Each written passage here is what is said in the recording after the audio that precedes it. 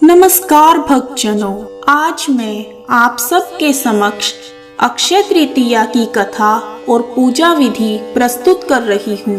अक्षय तृतीया वैशाख शुक्ल पक्ष की तीसरी तिथि को कहते हैं। कई स्थानों पर इसे आखा तीज या परशुराम तीज के नाम से जाना जाता है। इस दिन श्री विष्णु भगवान अपने छठे अवतार परशुराम के रूप में धरती पर अवतरित हुए। इसी दिन से त्रेता युग का आरंभ हुआ था। आइए जानते हैं कैसे हुआ परशुराम जी का जन्म।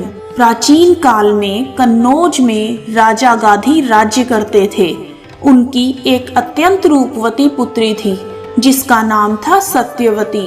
राजा गाधी ने सत्यवती का विवाह भृगु ऋषि के पुत्र ऋषि के साथ करवा दिया। सत्यवती के विवाह के बाद वहां भृगु ऋषि ने आकर अपने पुत्र और पुत्र वधू को आशीर्वाद दिया और उसे वर मांगने के लिए कहा। इस पर सत्यवती ने अपने ससुर को प्रसन्न देखकर अपनी माता के लिए एक पुत्र की याचना की।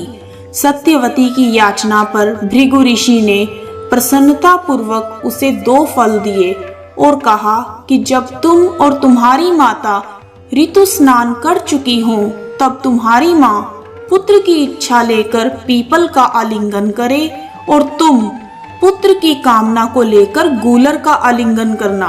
फिर मेरे द्वारा दिए गए फलों का सावधानी के साथ अलग अलग सेवन कर लेना। जब सत्यवती ने अपनी माँ को यह बात बताई तो माँ ने देखा कि ऋषि भृगु ने अपनी पुत्र वधू को उत्तम संतान होने का फल दिया है, तो उसने अपने फल को अपनी पुत्री के फल के साथ बदल दिया।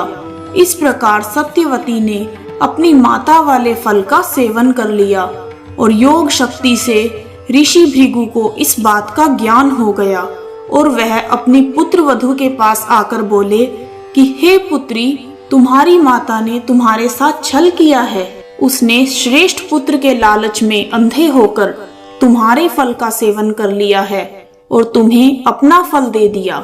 इसलिए अब तुम्हारी संतान ब्राह्मण होते हुए भी क्षत्रिय जैसा आचरण करेगी और तुम्हारी माता की संतान क्षत्रिय होकर भी ब्राह्मण जैसा आचरण करेगी। इस पर सत्यवती ने ऋषि भृगु से विनती की कि आप आशीर्वाद दें कि मेरा पुत्र ब्राह्मण का ही आचरण करे, भले ही मेरा पोता क्षत्रिय जैसा आचरण करे।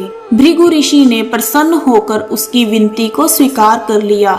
समय आने पर सत्यवती के गर्भ से जमदग्नि ऋषि का जन्म हुआ। जमदग्नि अत्यंत तेजस्वी ऋषि थे। बड़े होने पर उनका विवाह प्रसन्नजीत की पुत्री रेणुका से हुआ। रेणुका से उनके 5 पुत्र हुए जिनके नाम थे रुकमवान, सुखेन, वसु, विश्वानस और परशुराम। इस प्रकार परशुराम धरती पर अवतरित हुए। तो दोस्तों, यह थी परशुराम जी के जन्म की कथा। आइए जानते हैं अक्षय तृतीया के दिन हमें कैसे पूजा करनी चाहिए। इस दिन किए जाने वाले जप, हवन, स्नान आदि सभी अक्षय रहते हैं। इस दिन गंगा स्नान का विशेष महत्व है और इस दिन पूर्वजों की आत्मा की प्रसन्नता के लिए कलश, पंखा, खड़ाऊ, छाता, सत्तू, ककड़ी, खरबूजे जैसे फल और शक्कर आदि ब्राह्मणों को दान में दिए जाते हैं। इस दिन बद्रीनाथ धाम के पट भी खुलते हैं और यात्री वहां दर्शन करने के लिए आते हैं। अक्षय तृतीया के दिन सभी भक्तजनों को अपने घर के पूजा स्थल में श्री बद्रीनारायण जी की फोटो को साफ करके उसका पूजन करना चाहिए और मिश्री तथा चने की भीगी हुई दाल से भोग लगाना चाहिए। ऐसा करने से प्रभु श्री बद्रीनारायण जी प्रसन्न होते हैं और हम सभी को अक्षय फल प्रदान